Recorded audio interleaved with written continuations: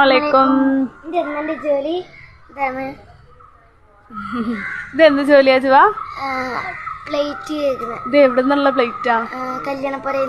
കല്യാണപ്പുരന്ന് എല്ലാവരും ഫുഡൊക്കെ കഴിച്ചിട്ടുണ്ടാവുന്ന പ്ലേറ്റ് ഉണ്ടാവുമല്ലോ, അത് എൻ്റെ അമ്മൂന് ഇവിടെ ഇറക്കി തരും.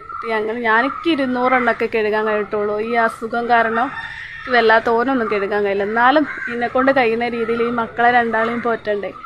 അപ്പം ചെറിയൊരു 200 രൂപ കിട്ടും, 200 പ്ലേറ്റ് കഴിക്കാൻ കേട്ടോ. അൽഹംദുലില്ലാ, ഈ ഒരു കുഞ്ഞു ജോലി എനിക്ക് ചെയ്യാൻ കഴിയുന്നുണ്ടല്ലോ എന്നുള്ള സന്തോഷം എനിക്കുണ്ട്. എനിക്ക് ആകെയുള്ളൊരു ദുഃഖം എന്ന് പറഞ്ഞാൽ എനിക്ക് സ്വന്തമായിട്ട് സ്ഥലമോ ഒന്നുമില്ല.